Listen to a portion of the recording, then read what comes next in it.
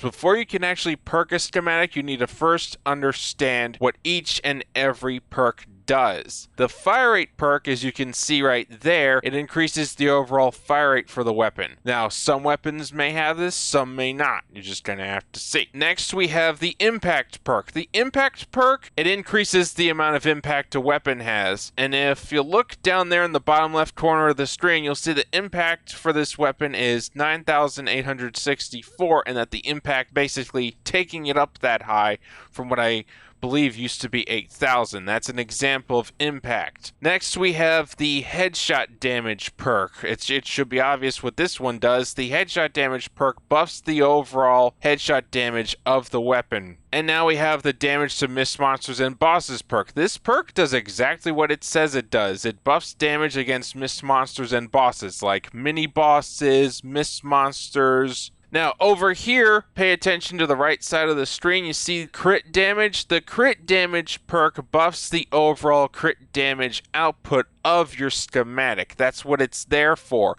But you need to understand that if you're going to put crit damage on something, you better have a crit rating on it, because unless you have the crit rating perk on it, you're not going to be able to get that crit damage rolling, because you're not hitting those crits without the crit hit chance buff. And of course, related to what I was just talking about, over here we have the crit rating perk on the right side of the screen, and what that does is it buffs the overall critical hit chance of your weapon. Certain weapons you can put 2 crit ratings on. Certain weapons you can put 2 crit damages and a crit rating on. It all depends on the weapon and its capabilities of what it is going to be able to do. And if you look right above it, you have the reload speed perk. This is self-explanatory as well. Basically, the reload speed perk increases the overall reload speed of your weapon. What sort of weapon would you want to have a reload speed perk on? Things of lower capacity, like the last word, it only has 6 bullets in its chamber because it's a revolver.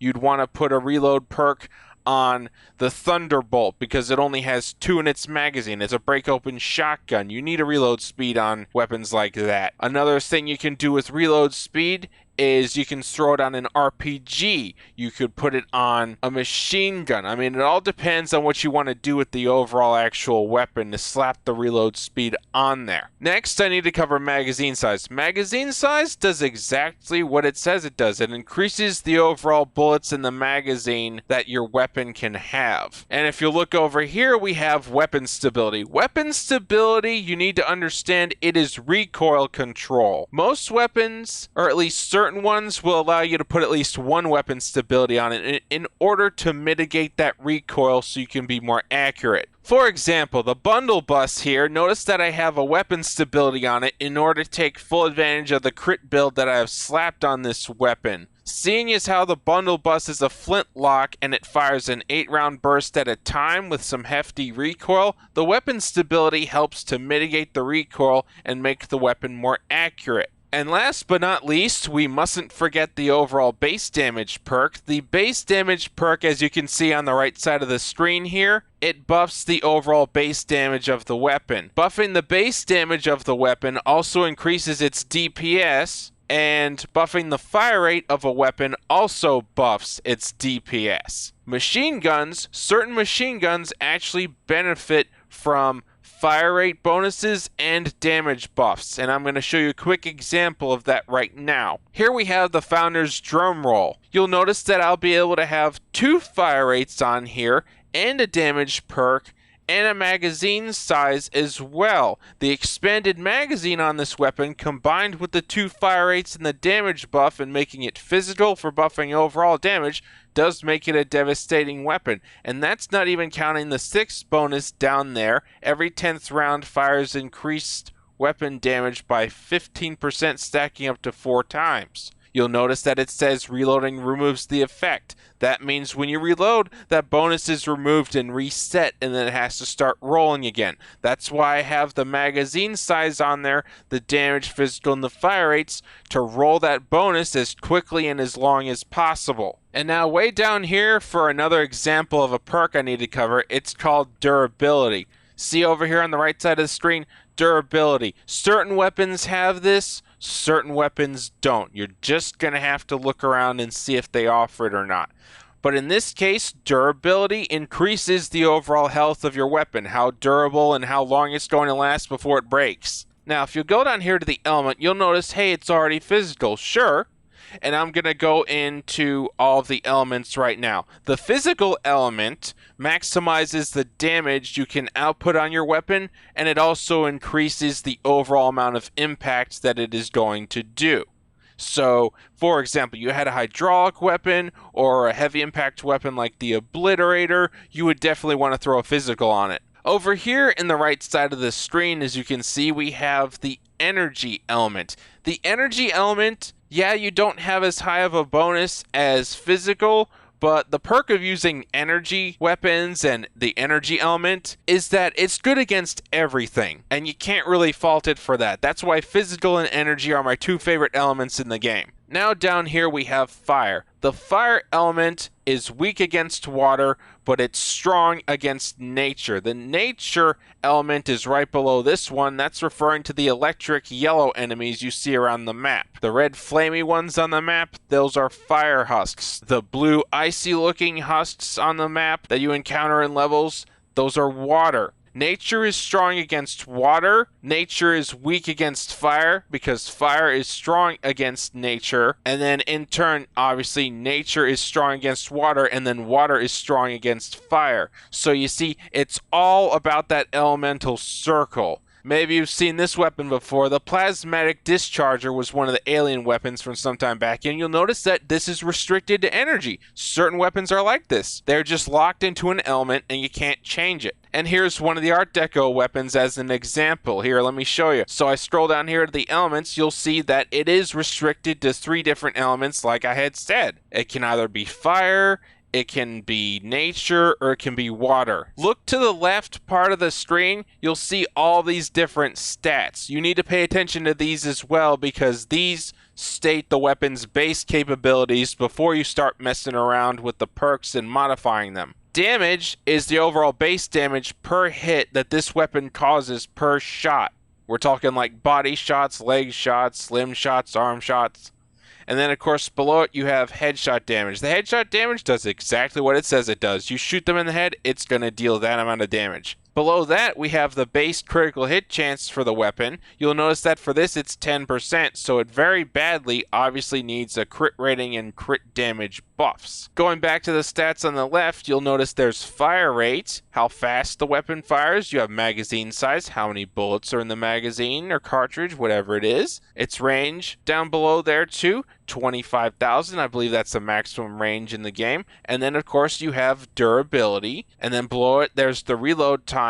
And then ammo cost. Okay, ammo cost represents the amount of ammo it's going to take per shot. In this case, there are 4 bullets in the magazine, and the ammo cost is 1. That means you get 4 shots. Down below that, you see the impact. The amount of impact is the amount of force that the projectile or the weapon is producing to where when the shot connects and hits the husks, that's going to be the potential to knock it back. The more impact you have on a weapon, the higher potential you have to stun or knock down a target. Just to state something in regards to ammo cost, just for a finer detail, you'll notice that down on the left as well there, the ammo cost for this weapon is 3 on the pot shot, and the magazine is only 6. That means it's only able to fire 2 shots before you have to reload. Regardless of what schematic you're looking at, make sure you pay attention to the magazine size and the ammo cost as well, on top of all the other stats you need to understand. You scroll all the way down, I need to explain the 6th perk here. Okay, the 6th perk, which is what I'm on right now, is the weapon's main special capabilities. In this case, mine rolled headshot eliminations cause an explosion. That means you shoot them in the head, it's going to cause an explosion. And on the right here, you'll notice these 3 different perks. Look at the indicator down below where it says modification cost. You'll notice there's a little icon down there. That's a core re-perk, and you'll notice it says 0 out of 1. I do not have any core re-perks right now. If I did have them from Ventures mode, I could change this perk. But this weapon is already set the way that I want it, so I don't have to change it. But if you did want to change the 6th perk on a weapon, you need to have a core reperk from Ventures mode. And as you can see, there's different bonuses and different things you can do for each weapon. You could have it to where you could stand in place, grants more damage if you wanted to. You could have it for standing in place, grants more damage versus missed monsters if you want. Now that I have covered all the information, I'm going to give you an introduction into modifying a schematic, so this will be put in an even better perspective. Okay, so over here we have the Hust Buster, and I'm going to modify this schematic for sake of example in the tutorial. You'll notice that it rolled kind of this way. It's got like fire rate damage, physical damage, crit damage. So we're going to slap a crit rating on here. We're going to leave that damage alone because it already has 8 in the magazine. It's already physical. It already has a crit damage on there. So actually this weapon rolled pretty good. There's really no problem with it.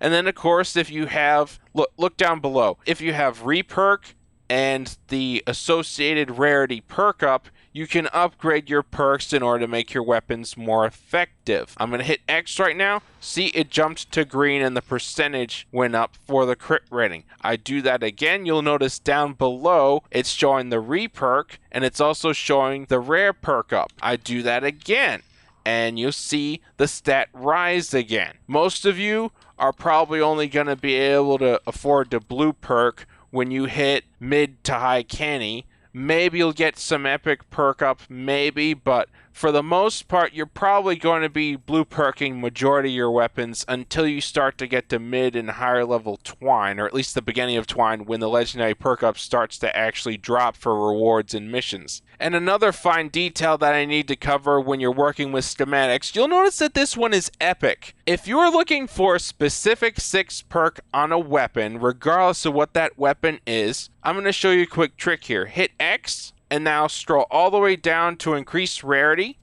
and you'll notice that you get to preview what perk it is actually going to roll. Alright, so you'll notice that I rolled 5 different steam pistons. Now what we're going to do is we're going to start checking the upgrade rarity to see if it has the perk we were after. Look at what this one rolled. It rolled eliminating an enemy creates a damaging cloud of steam. Okay, if that's what you want, that's what you've got. Now we're going to keep checking the rest of these to see if it's something else. Okay, this one rolled getting 5 headshots in a row. That's not helpful at all. That's not a good one. The steam cloud's better than 5 headshots in a row. Another 5 headshots in a row. That's too damn bad. This one rolled affliction. And look at what this one rolled. Awesome. On-hit bullet splinters into shrapnel. That's a great perk to have on the steam piston. As well as having eliminating an enemy creates a damaging cloud of steam. And lastly, one very final detail that you need to understand about schematics, you always want to make your ranged and melee weapons crystal. By that I'm referring to Shadow Shard and Sunbeam.